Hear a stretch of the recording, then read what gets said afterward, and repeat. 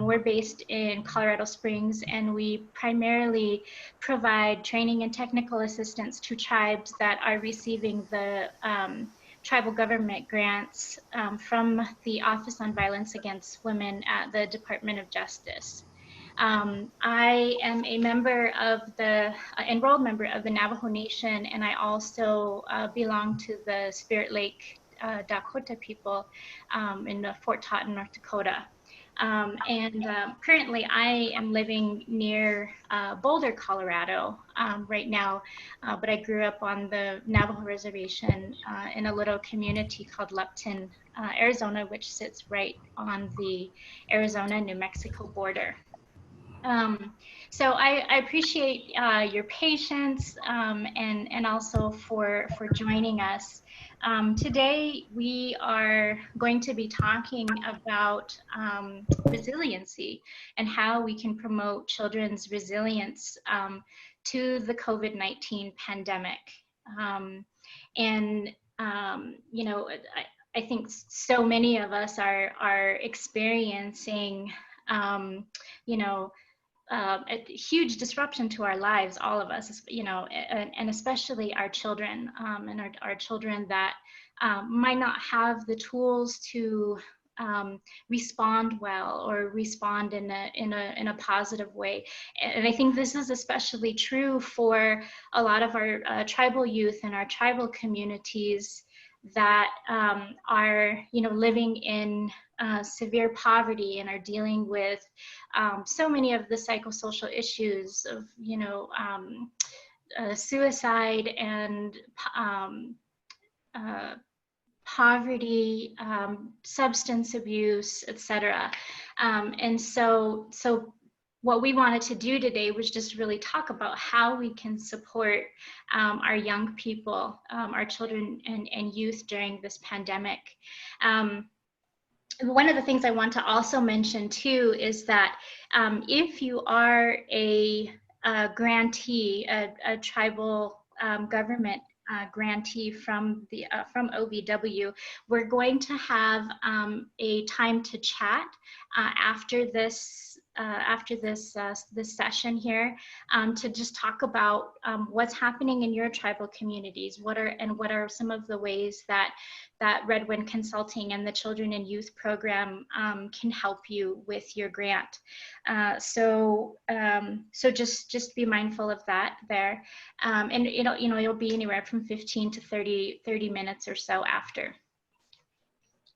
And of course, if you have questions throughout the presentation, please feel free to type a message into the chat box, and we'll get it answered.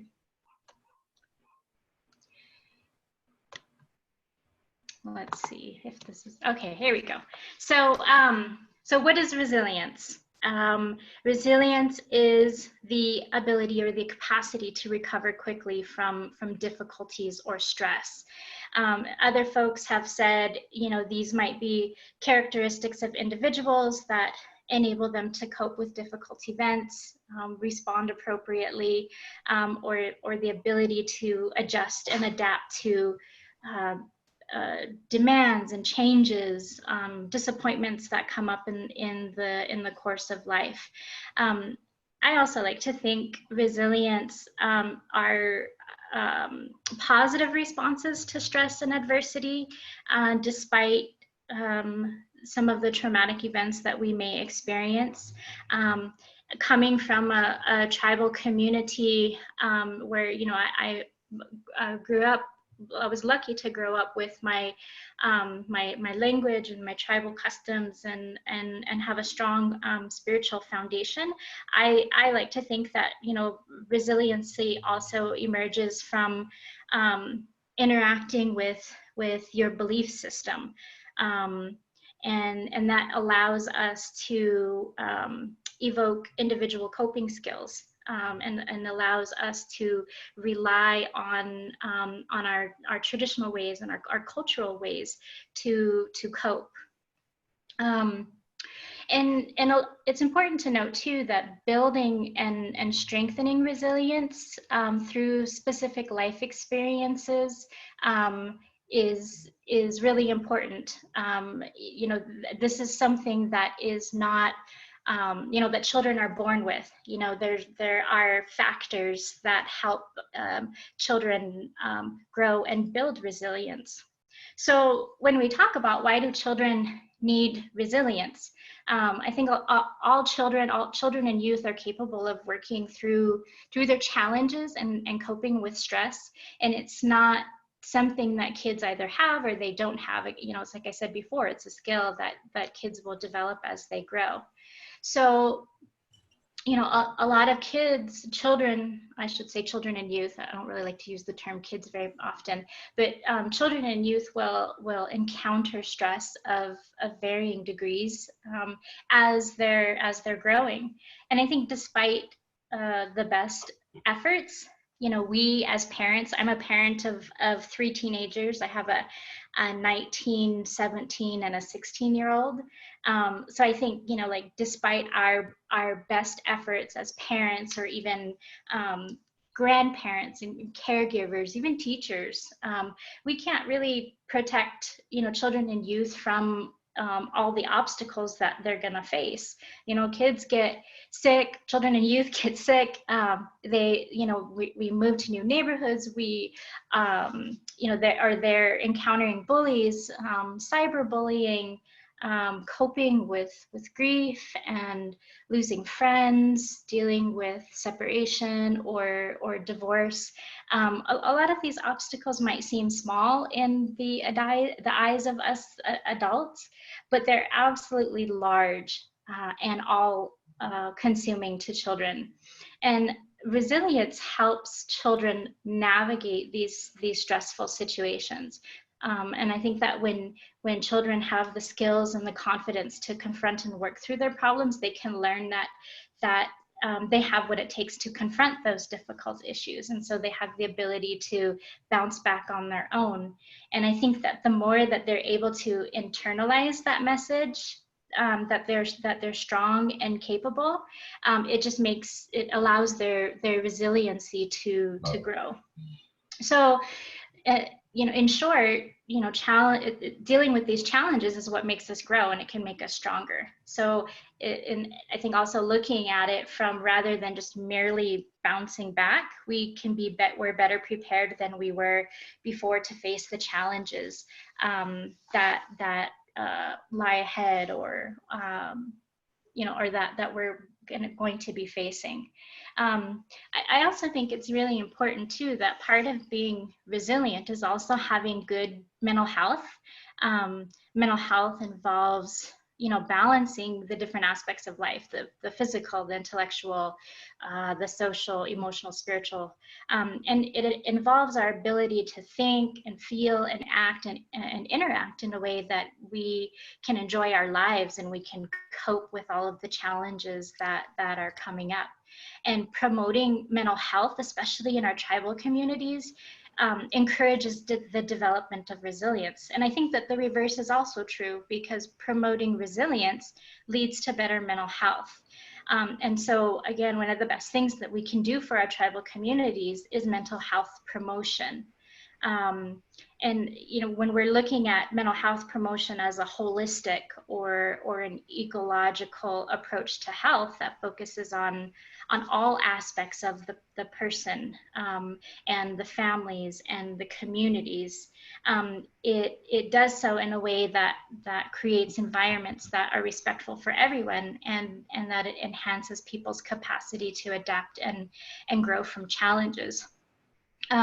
One of the things I really want you to take away from this presentation too is that experiencing trauma is not a purely psychological event. So if our children are experiencing trauma and constant stress in their lives, that impacts their brain development. One of my favorite topics to talk about and to lecture on is the neurobiology of trauma.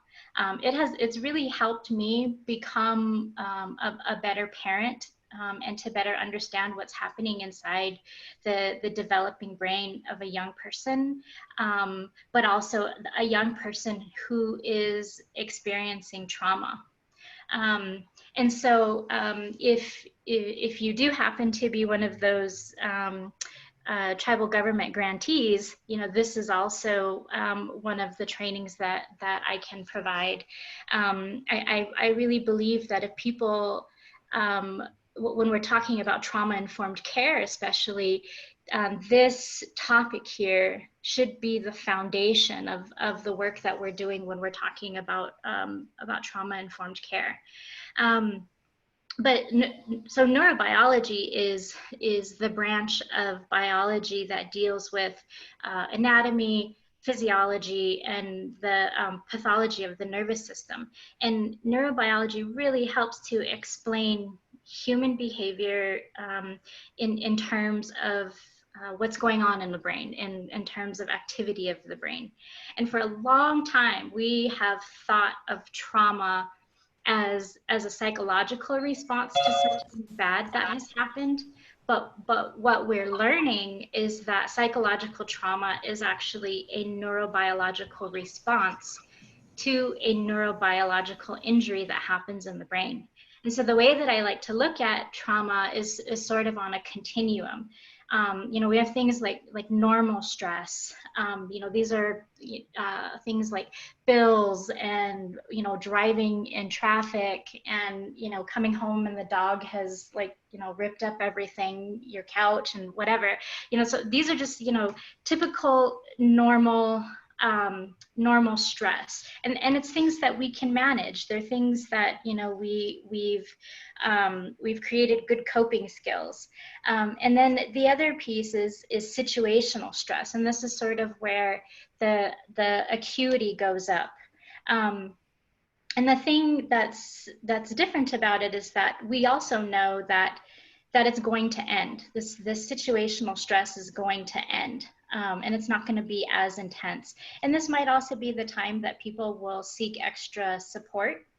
But the other, on the opposite end of the spectrum is traumatic stress, and that's a whole nother ballgame. And these are things like witnessing death, sexual assault, domestic violence.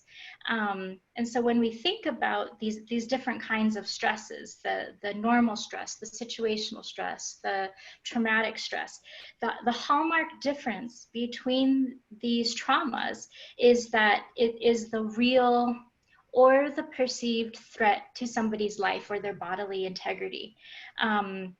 We have a fear that we're going to be harmed in a way that's going to physically and emotionally impact us, or that there's a fear of loss of life. And so when that happens, something different happens in the brain. When the traumatic stress happens, something is going on differently in the brain that doesn't happen in those other circumstances.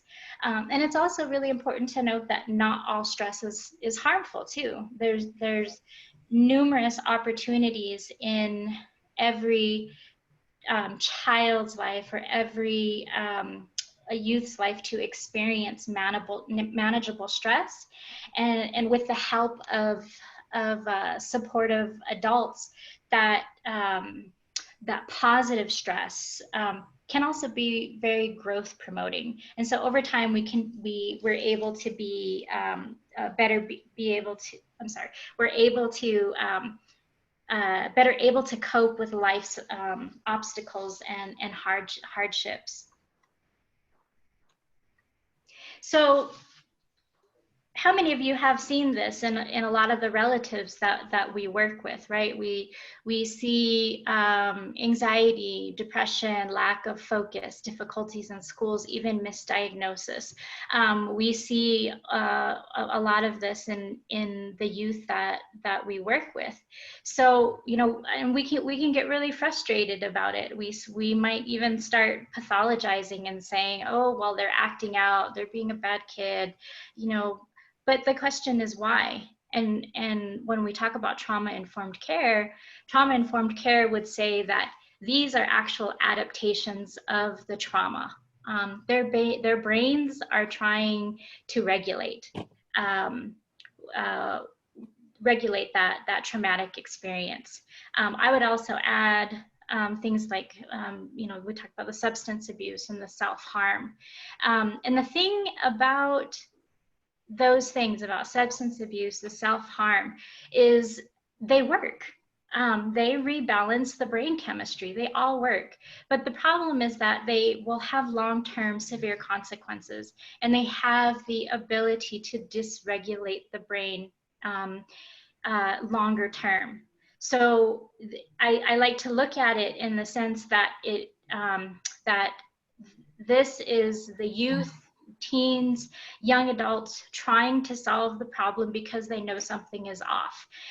They know that what they're feeling is off, and they're acting out because of the imbalances that are happening in the brain chemistry.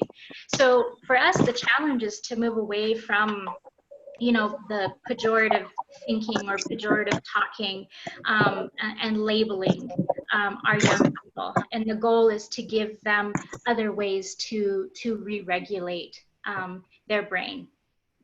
So this is one of my favorite topics, and I wish I could go on and on about it because it's so important, and it's also so interesting.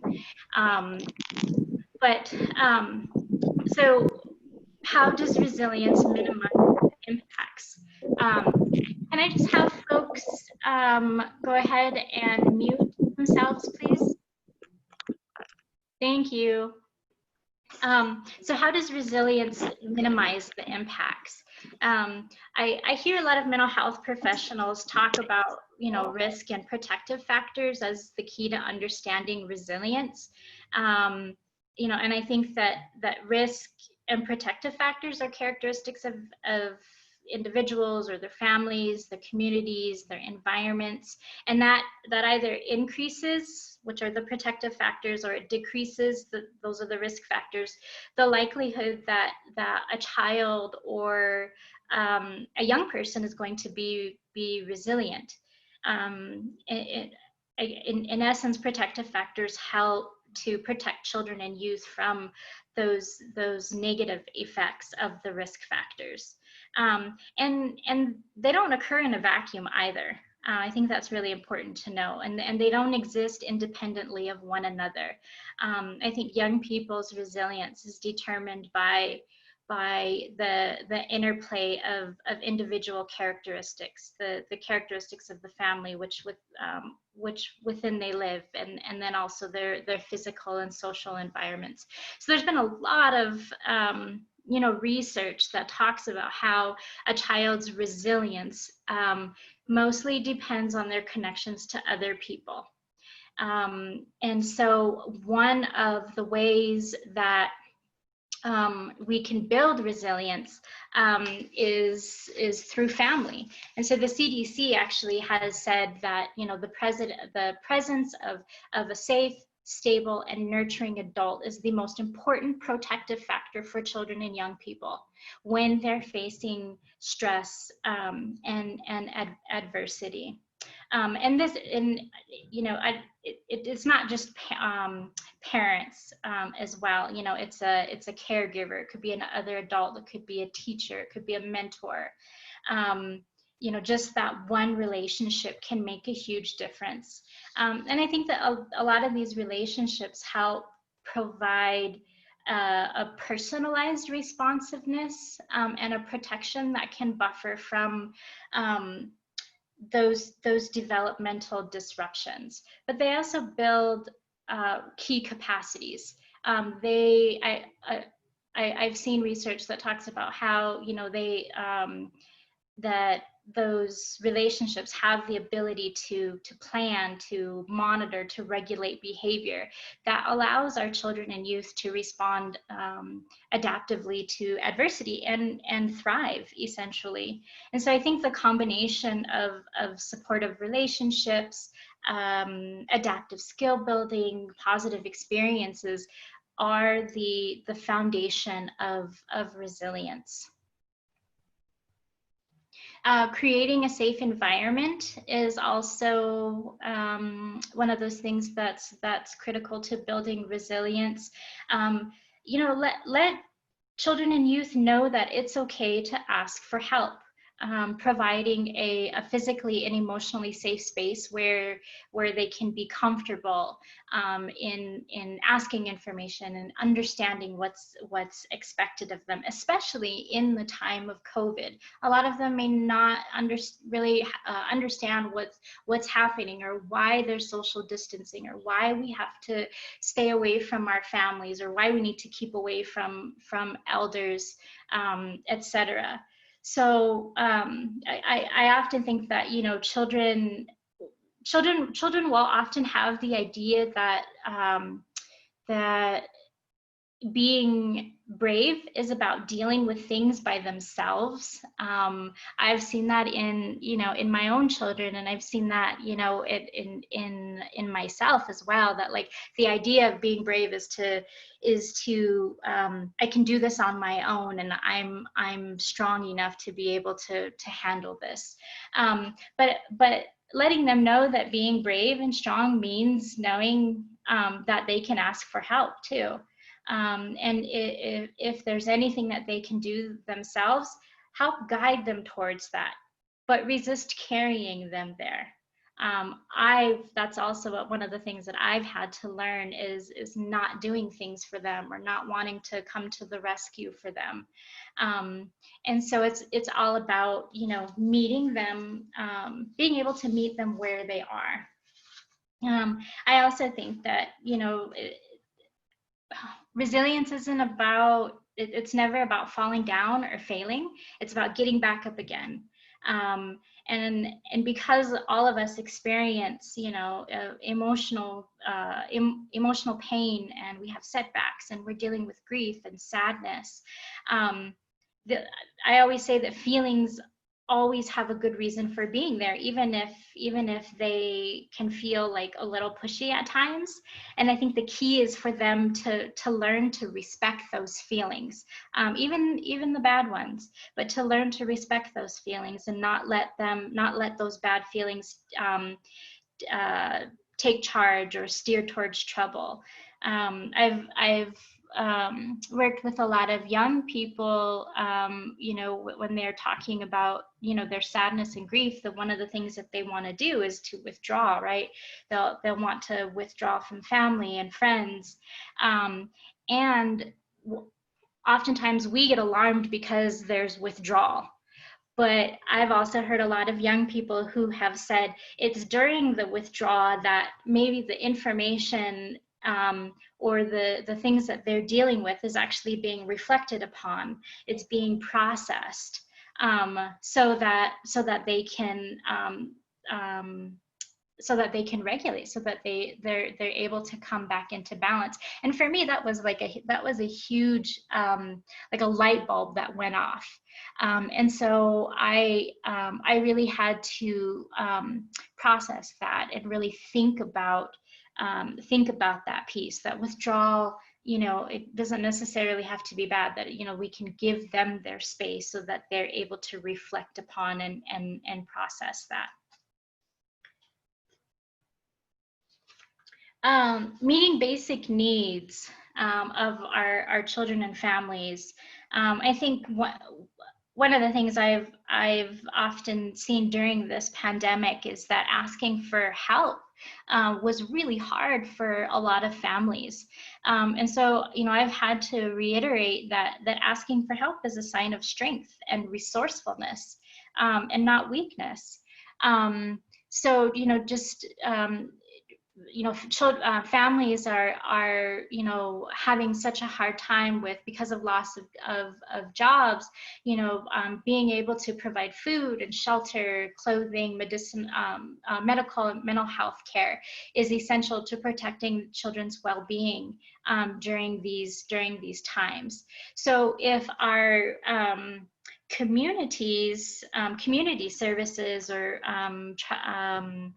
tribal organizations have the ability to help families identify community services that are operating either through direct outreach, you know, to vulnerable families, or even through public awareness campaigns. So I found that tribes who are able to reduce barriers to accessing these service, either by increasing service delivery options, or they're conducting targeted outreach to communities that may not be near some of the smaller towns where they're like really remote. And you've seen a lot of this happening down on the Navajo Nation, where there's all these grassroots organizations that are traveling throughout the reservation and providing food and medicine and water, especially. And so I've been really encouraged by seeing that, especially as Navajo Nation is still trying to figure out what they're going to do with their CARES Act funding. But so I've been really grateful to a lot of those grassroots organizations down on Navajo, and I think just across all our tribal communities across the country who have really stepped up and are helping people who are in the most remote areas, helping elders, helping children and youth. So I think one of the other things too that we can do is to identify local services, either through maybe a child's current service provider, their school, early care education programs, family resource centers, community resource centers, etc. So again, actively mobilizing these resources for families is incredibly important and helps alleviate, some of those stresses that they're experiencing. Another piece is being able to build relationships and connectedness. And this starts by providing children and youth activities, to spending time with parents, siblings, and then if possible extended families and communities. There's a lot of research that talks about how developing close ties to family and community can create a solid sense of security that helps lead to strong values, and it builds a sense of physical safety, emotional safety, especially within your home. And another piece is also allowing the expression of all the emotions that the children and youth are facing, so that they feel comfortable reaching out during difficult times. One of the things that I have heard quite often during this time is because families are spending so much time with each other, they were actually able to address, conflicts, addressing conflict openly in families to resolve the problems. Oftentimes, we're in a state where, we're working and we come home and we have to help kids with, or children and youth with their homework, and we have to make dinner, and and all these other competing priorities that they weren't actually able to openly discuss and talk about maybe some of the conflicts that were occurring within the families. And then on the other side of that was that they were actually able to create a common area, or even a common time, where the whole family is able to share time together. So whether that was cooking together, or gardening together, or watching a TV show together, or whatnot. But that was really helpful for them to build their relationships and their connectedness to each other. And I think staying connected, even when the physical separation is necessary for safety reasons, is also important. Being able to set up times for children and youth to talk to grandparents, or other family members. They were using online video chats, telephone calls, emails, texts, etc. So these connections are really important in helping children feel secure, feel supported during this pandemic. I'm going to go back to this here. The picture here is actually from oh, I can't remember. It's one of the pueblos, and I can't remember which pueblo it is. But because of some of the food insecurity issues that they were facing, you know, they were convening some of the children and youth in their pueblo to you know, build gardens. And so that was really you know, helping them, because they were also feeling like they were contributing you know, to their community, while also, you know, feeling really good about, you know, being able to provide food for their elders and for other community members.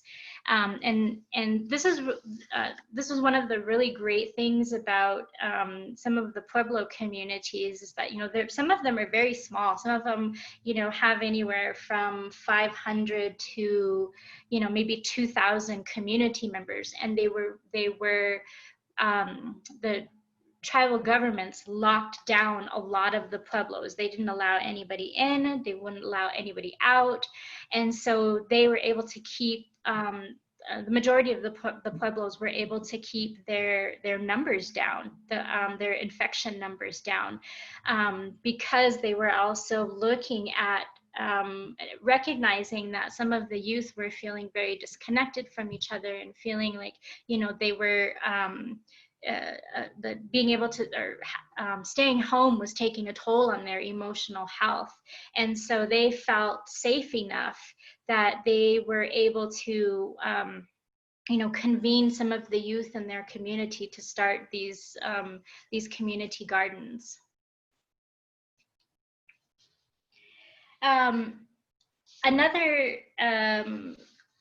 Another piece of building resilience is supporting emotional well-being and teaching emotional regulation. Of course, you know, emotional and behavioral changes in our children and youth are expected during the pandemic,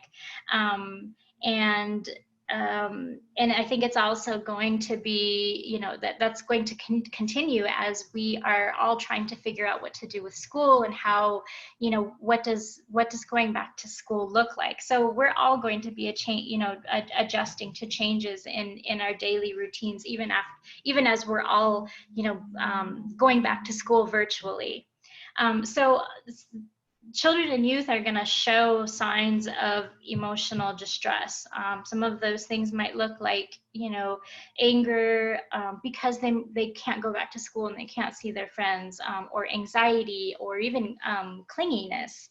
But with some really strong emotional support from adults and communities, a lot of children can return to their typical level of functioning. They have this thing called the 3 R's. And so they say it's reassurance, routines, regulation. So being able to reassure children about their safety and the safety of their loved ones, maintaining predictable routines, sleeping, eating, playing, learning, you know, and this is something that we're all going to have to get used to, as, you know, again, as we're all getting ready to go back to school. Supporting children's regulation skills by helping them manage their feelings. Deep breathing, movement, having quiet time. These are all really great ways to regulate. And then also, it's also really important, I think, to make time for what I like to call emotional check-ins. So just offering opportunities for children and youth to ask questions, to talk about their feelings, and then also being able to get age-appropriate information and support. And I cannot emphasize enough how important it is to emphasize the positive too. I think, you know, I've heard stories of hope and resilience. So like people helping each other, and like what's happening in the Pueblo communities, or what's happening, you know, down at Navajo with people helping each other.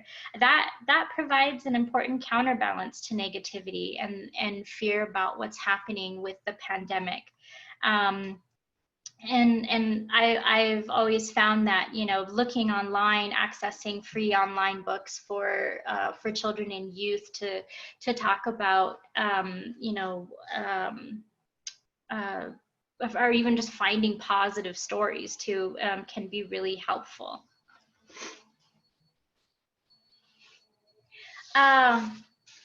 This is also really, really, really important. Culture and equity. You know, I think we have seen, you know, in the last couple of months, a lot of the racial unrest that has been happening in our cities, and even in, you know, in our tribal communities too, as we are, you know, navigating anti-Blackness that exists in our tribal communities. But it's really important to recognize the collection of historical experiences. One of the other things that I really love to talk with people about is understanding historical and intergenerational trauma.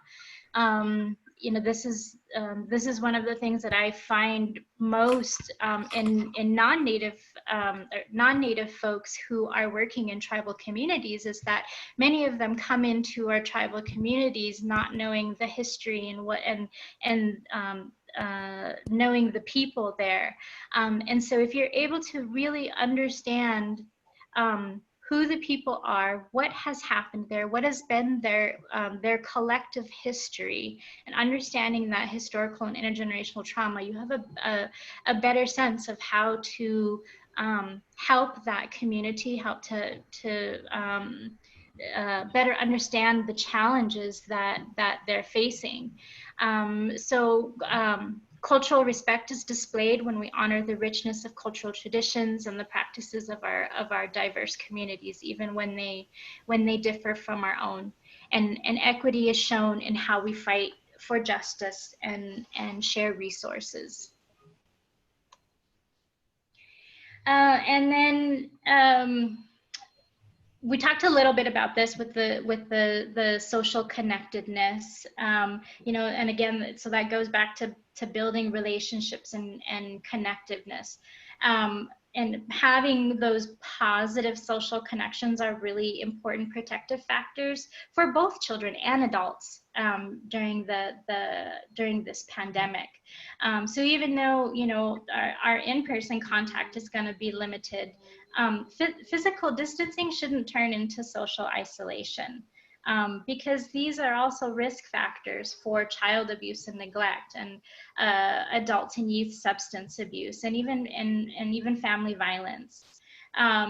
So being able to monitor children's safety is really important during this time. So a lot of, you know, our parents and our caregivers can encourage, especially like our older youth, you know, the older youth and the teens, to stay socially connected virtually, which honestly, having 3 teenagers is really not an issue.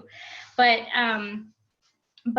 also being able to focus on connections with family, friends, religious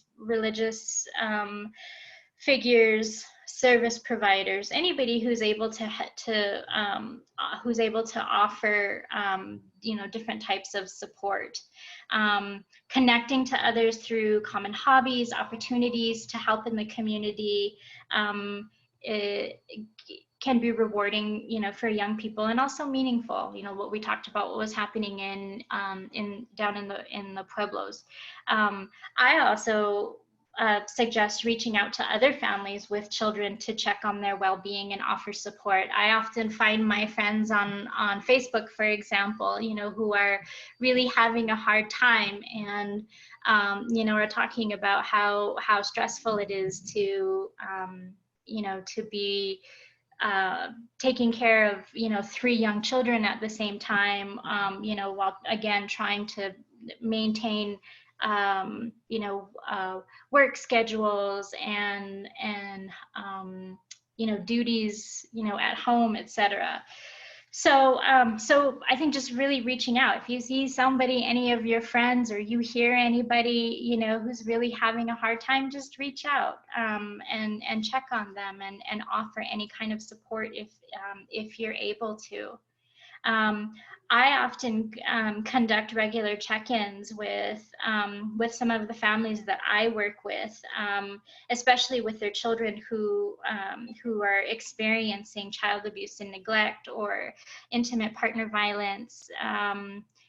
Those sorts of things. I check in on them and make sure that they're doing okay. And so, so those things can also be, be really helpful. And lastly, taking care of yourself. It is so important. If you are not well, you are not able to, to care for your children, the way that you want to. And it is, obviously, super important, for us to take care of ourselves. So, being able to take breaks from work and caregiving responsibilities, even just trying to spend short periods of time on self-care, whether that's, resting, exercise, etc. Oftentimes during the evening time, I tell my teenagers, I'm like, okay, I'm getting in the car and I'm going to be going for a drive, and I turn my music up really loud and, and just sing. I don't have the greatest voice, but there's just something that is so, so great about it. It's like there's a release or something like that. So, so just being able to take those short breaks, to take care of ourselves. And then also reaching out to family members and friends, or even other professionals who can offer support for managing emotional, or even mental health challenges that might come up. And for tribal organizations or communities, if you're able to actively provide outreach to known vulnerable families and offer them concrete information, resources about, I don't know, how, housing and mental and physical health and nutrition, etc. That's also really important, and just making sure that your families, your families or your communities, they know that there are mental and physical health services that are available to parents or grandparents, or caregivers in general, even when that in contact person with the provider is not possible. What I've seen often too is Indian Health Service or community clinics are offering telebehavioral health or telemedicine. So again, really important to take care of yourself. You have to take care of yourself before you can focus on others. So those are just some of the suggestions for